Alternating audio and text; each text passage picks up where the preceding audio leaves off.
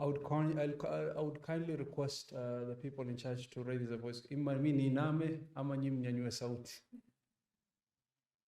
All praise is due to Allah subhanahu wa ta'ala, and we send blessings and salutation upon his messenger Muhammad ibn Abdullah salawatu rabbi wa salamu alayhi.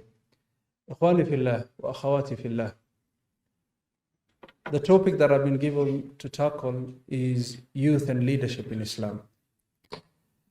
When you're talking about the youth, we need to go back to the seerah of our beloved messenger Muhammad ibn Abdullah salawatu rabbi wa salamu alayhi. He was the best of leaders. And when someone is a leader, one of the things that he'll always have in mind is to prepare the next generation for leadership. And there is no other way of preparing the next generation other than working with the youth. That is why Rasul sallallahu alayhi wasallam would appoint the first ambassador of Islam to be a young man who's a youth, Mus'ab ibn Umair radiyallahu anhu, someone who died and he has never married. Mus'ab radiyallahu anhu believed in the message of Rasulullah sallallahu alayhi wasallam, and Rasul sallallahu alayhi wasallam used him. And in fact, any efforts that were done in Medina, any success that was achieved in Medina, by the grace of Allah, it is him who laid the foundation.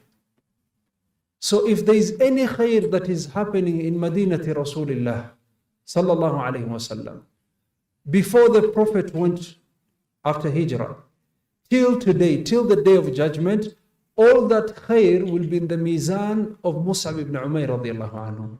Why? Because he was the first person sent there to send the message of Islam. Sheikh Badr, you have your position. I see your name here, Sheikh Badr Jah.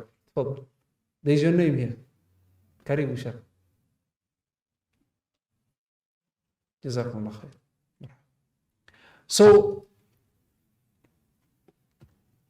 another thing that we're having, or another challenge that we're having in this world of today, is we have different type of crisis. So I would ask a quick question. What are the crises that we have, that we are facing in this time and age? As youth, as Muslims, what do you think are the crises that we are facing right now? Anyone? Naam?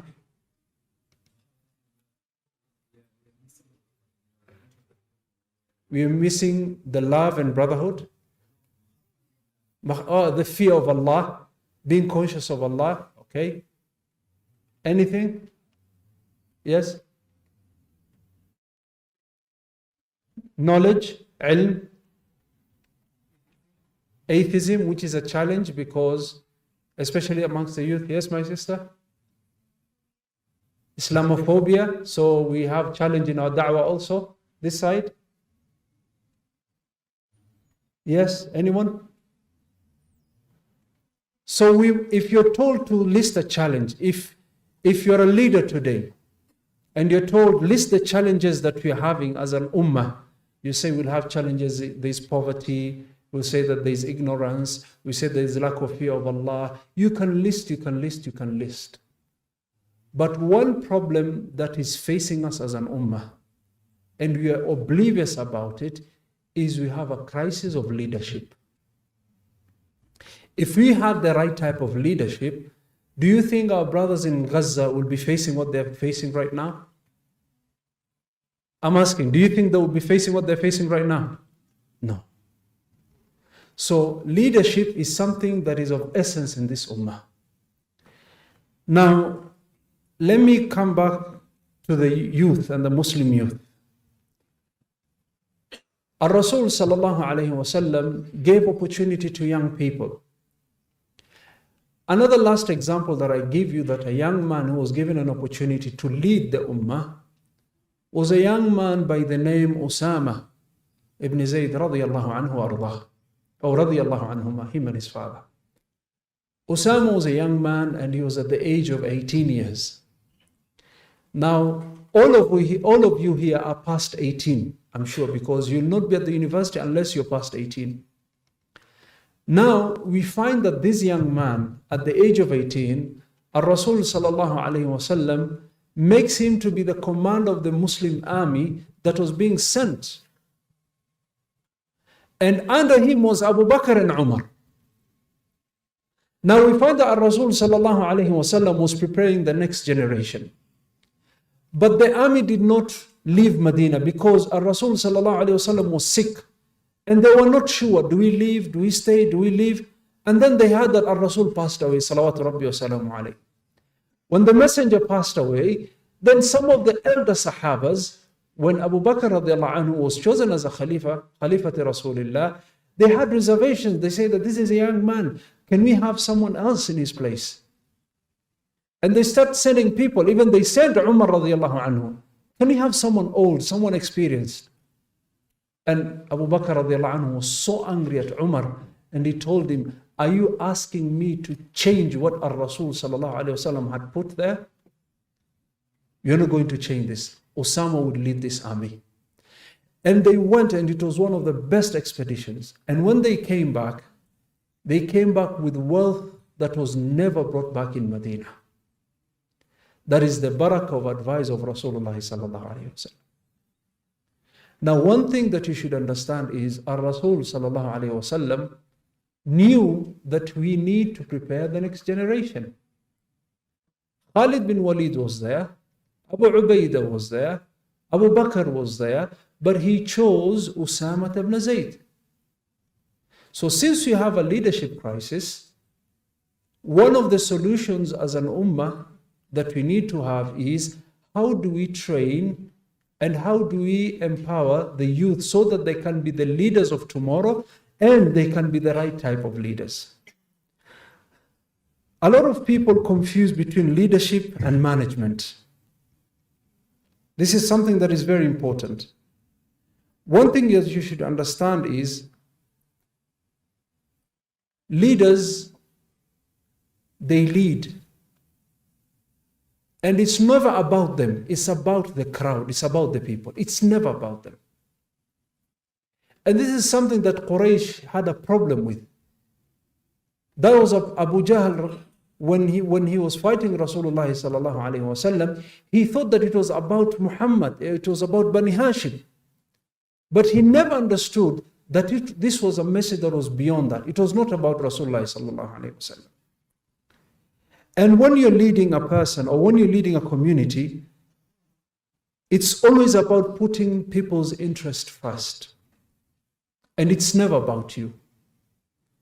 If you want to become a leader and you know you have selfishness in you, then keep away from seeking such type of task that or goals that you want to achieve.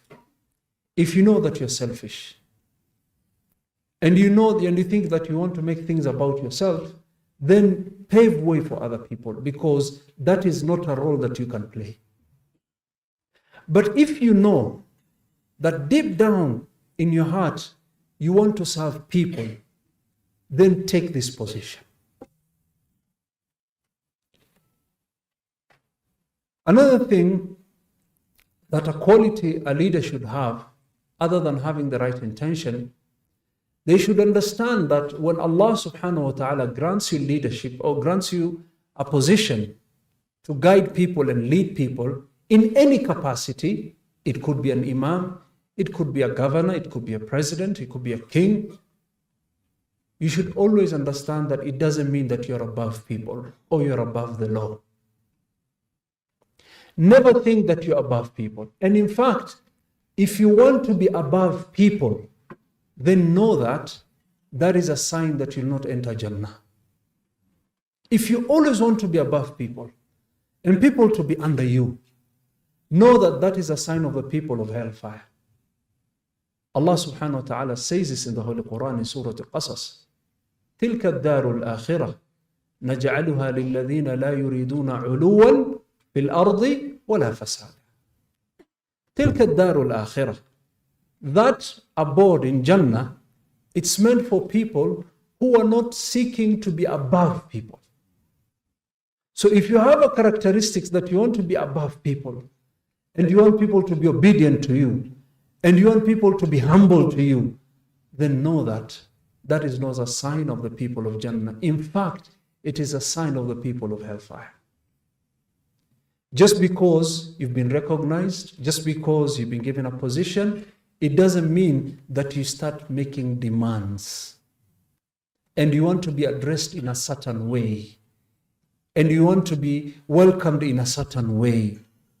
When you start having this type of characteristics, then you know that there is this sickness that has seeped in your heart. And when it seeps in your heart, you're making the leadership to be about you and not about the people. I will not mention who this politician was. There was once a politician who was in Kenya, and he went to an event, and it was about serving the community. And when he was addressing the public, it was no longer about the issue why he was there. Maybe some of you are young, you cannot remember this, or you are not exposed to this. But this person started becoming angry, and he said, how can I come a place and there is no red carpet put for me? If you know, you know. But there's a politician in Kenya, a very well-known politician, who was angry. And the event was to serve people. And it was about a project. But the whole thing, he was pissed off, and he could not talk about the project and how it's benefiting people. The whole issue was, how come there was not, look at the type of red carpet they've put for me. Now we ask this person, when you're taking this leadership position, was it about you or was it about serving the people? Another thing that you should understand, or you should have if you're going to be a leader, leaders don't always go with the crowd, and they're not afraid to stand out from the crowd. Even if the whole world will go east, and he's supposed to be west, he will stand by it. As long as he knows that he's doing the right thing. And this is what Ar-Rasul sallallahu alayhi wasallam had. When Quraysh came to him, and they realized they cannot stop him from doing da'wah, they told him, what is it that you want? Do you want to become the wealthiest person in our community? We will gather all our wealth, a portion, and all the wealth that we gather from everyone, we'll give it to you, and you'll be the wealthiest amongst us. If it's about wealth or money. What is it that you want? You want leadership? We will crown you as the king. What is it that you want? Are you sick? We'll get you someone who will do ruqya upon you. What is it that you want?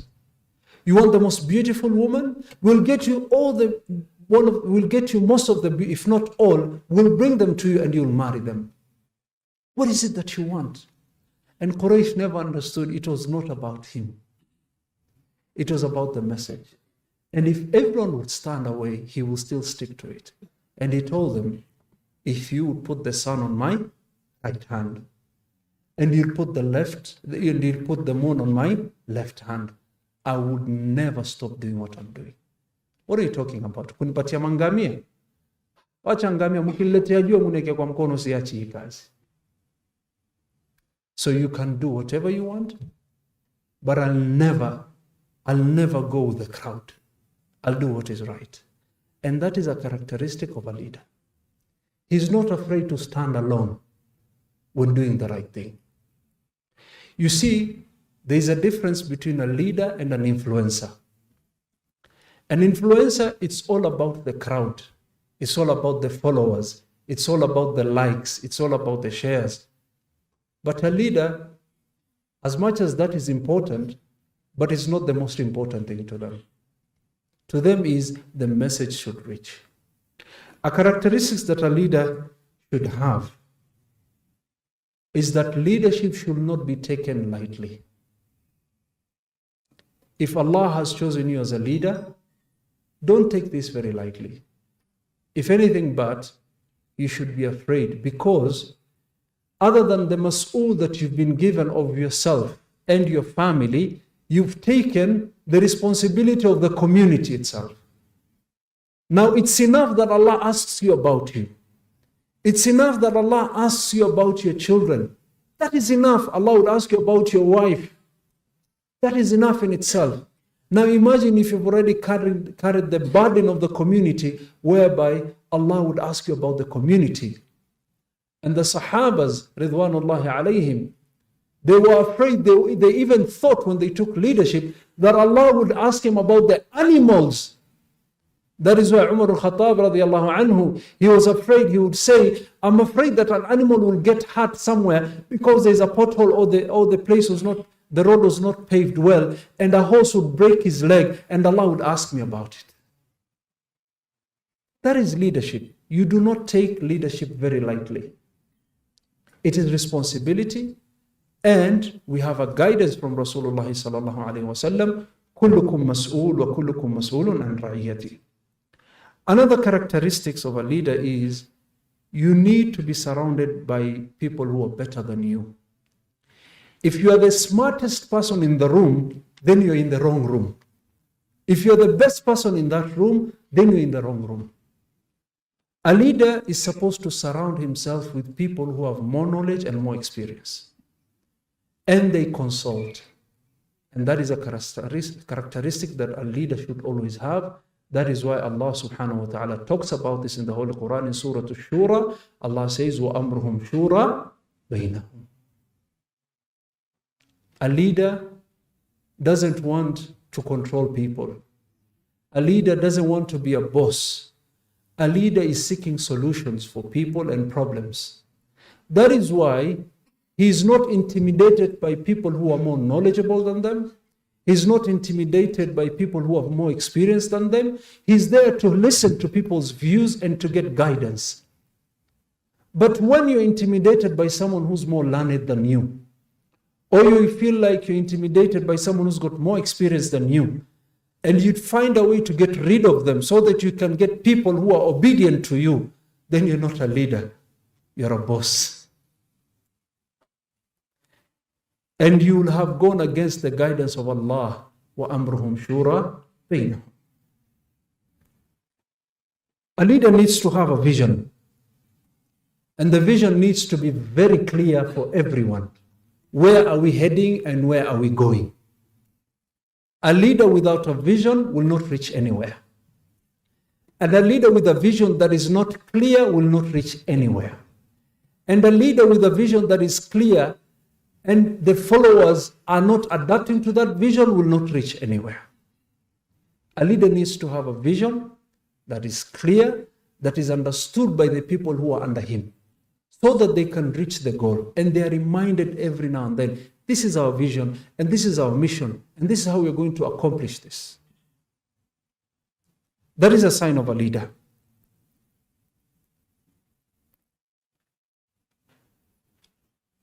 My time is up, but another thing that a leader should have is you should have organizational skills. You cannot say you're a leader and you say this is our vision, and you do not help to plan the path and the project for people. And you tell them, you need to be here, you need to be there, this needs to be done. So that it's clear for everyone and the roles to be played is clear for everyone. But when you're a leader and you say we have a vision and there's no plan that has been set and it's not clear for who plays what role, then we will have a problem. Rasul sallallahu alayhi wasallam, he was reciting the salah one day and he was reciting the Quran in salah and he forgot the verse that was next. And the Sahabas kept quiet. They could not correct or remind Rasulullah sallallahu alayhi wasallam. When he finished the salah, he turned back and he asked, Aina Ubay ibn Ka'b? Where is Ubay ibn Ka'b? He did not say Abu Bakr, Umar, Uthman, Ali. Aina Ubay ibn Ka'b?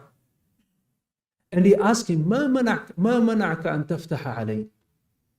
Ubay, what stopped you from correcting me or from reminding me what I've forgotten? إنما أنا بشر مثلكم أنسى كما تنسون. I'm a human being like you. I forget the way you forgot. But you see, Rasul sallallahu alayhi wasallam, he knew that each Sahaba had roles to play. Now, how can you be a leader and you have a vision and the people who are under you, they don't know what roles they're playing. And in fact, Rasul sallallahu alayhi wasallam said, أَقْرَأُكُمْ لِكِتَابِ اللَّهِ مَنْ Ubay ibn Ka'b. The most learned amongst you in the Holy Quran is Ubay ibn Ka'b. أَعْلَمُكُمْ بِحَلَالِ وَالْحَرَامِ مَنْ Mu'adh ibn Jabal. A young man, 30-year-old man. He's a person who understood fiqh, what is halal and what is haram.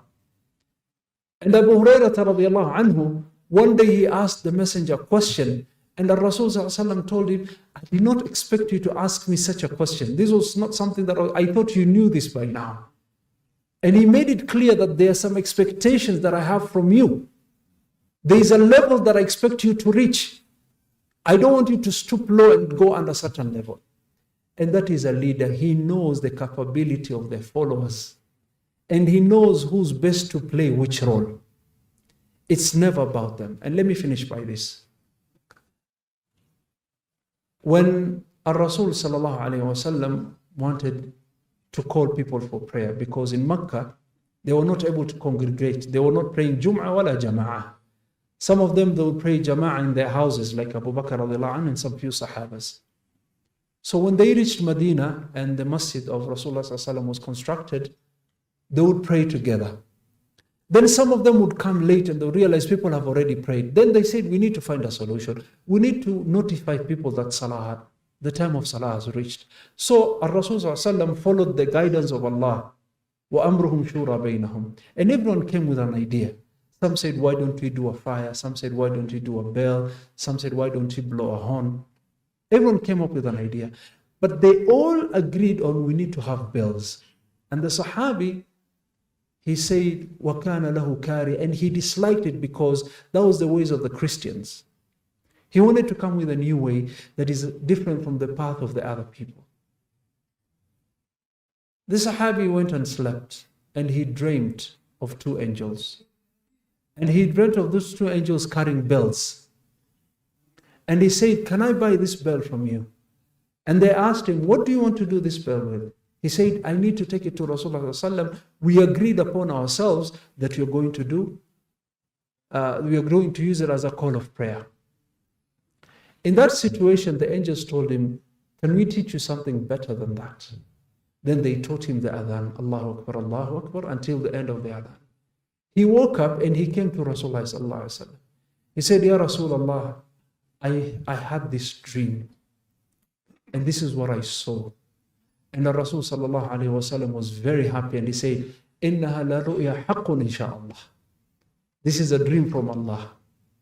So he told him, أَلْقِيهَا عَلَى بِلَالِ فَإِنَّهُ أَنْدَى مِنْكَ صَوْتًا. You're not the best person for this job. Yes, the idea was yours. Yes, Allah used you, but you're not the best person to implement this idea. So a leader is not afraid to find the right person to do the job. He told, Alqiha ala Bilal. And Bilal was taught by Abdullah ibn Zayd how to make the adhan. And Bilal stood and he would do it on his ear, say Allahu Akbar, Allahu Akbar. And he would whisper. And Bilal would say, Allahu Akbar, Allahu Akbar, لِأَنَّهُ هُوَ أَنْدَى مِنْكَ صَوْتًا. His voice is more beautiful and his pitch of his voice is very high, it can reach far. You don't have a voice that can reach far. And Abdullah ibn Zayd was okay with that.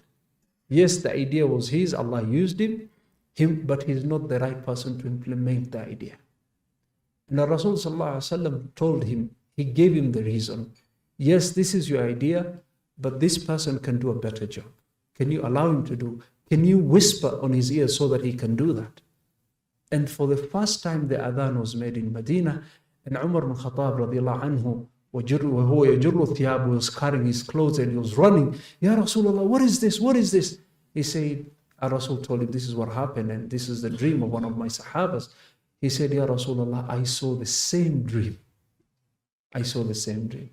And the Rasul sallallahu alayhi wa sallam said, Alhamdulillah, innaha la ru'ya haqqun insha'Allah. So a leader can identify who's the best person to do the job, and he can convince people, listen, this is your idea, but this person can implement it better. Another thing that you should be able to differentiate is leaders are not managers. Leaders are not managers. Managers, they always do what is right. And according to them, what is right to them is what is in the policies and what is in the book. But a leader will know when to bend the rules. He said yes, he would say, listen, yes. A manager would say, no, we need to stick to this. We need this to be done. But a leader, if he sees a problem ahead, he would say, listen, we've agreed on this, but this is not going to work for us. Can we take this path?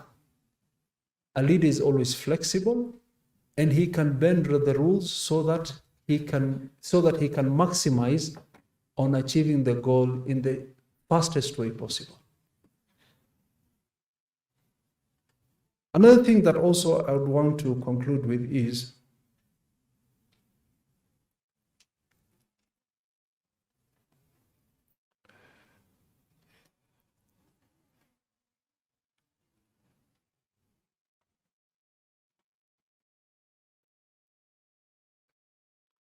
as Muslim leaders or youth leaders, what are the things that you can do? What is the best role you can play right now? We are facing several challenges. We are facing Islamophobia, where the image of Islam is tarnished. You should find a way, and you should play a role to present Islam in the best way possible. And who can tell me what is the best way possible that you can use to present Islam? Who can tell me? As a youth, you do not have a platform. You're not an imam of a masjid. You do not have Masjid Huda. You do not have Masjid Jamia. You do not have a platform like this where you speak. You do not have media. You do not have the money.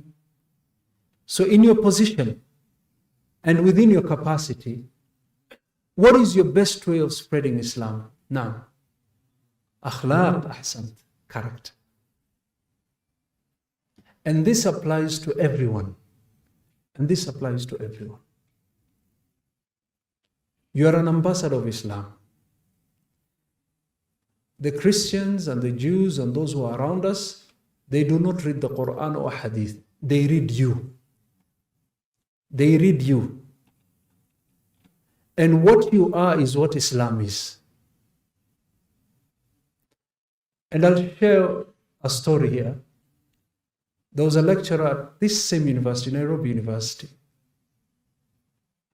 And this lecturer became a Muslim. But that was way back when I was in Mombasa branch, Nairobi University. And when he joined Islam, some of the youth, they introduced him to me and we started having contacts. And we had iftar. You know, university students have iftar program. But then I had a lot of time in my hands, so I went and had iftar with them. And they introduced me to the teacher. And they said, oh, this is our teacher. His name is Ibrahim. So we exchanged our numbers, we communicated. On Eid day, he called me several times. But I was busy with mom and kids and, you know, my dad, Allah yarhamu, and those who are around me. And later in the evening, I called back and I told him, sorry, I was held up. Tell me, what's up? He told me, I have a situation. Jazakallah khair. He said, I have a situation. I didn't tell my mom if I was a Muslim. And I was brought up as a Catholic. And I want to know if I can change my name. I asked him why. He said, when I sent a gift to my mom, and when she received it, she asked me, what is this gift for? What is this gift for? What is the occasion? And I said, and he said, my mom is very sharp. She picked very quickly. And I told her, Mama, huku twasherekea Eid Mombasa. Mama told me, what do you mean twasherekea? Are you one of them? Then he said, I became a Muslim. I did not want to lie. And I said, Mom, yes, I've joined Islam. Akasema, and the mama told him, umepata msichana wa Kiarabu huko? Then he said, no, Mama. Mimi ni mtu nimesoma, I did my research. And then he said, then that is good. They said, I was shocked by the response. Then she said, it would have been very bad of you if you joined Islam because of a woman that you loved. But if you did your own research and you're pleased with that, then I support you. Then she told him, what is your name? Then he said, my name is Ibrahim. He said, why didn't you choose Qasim?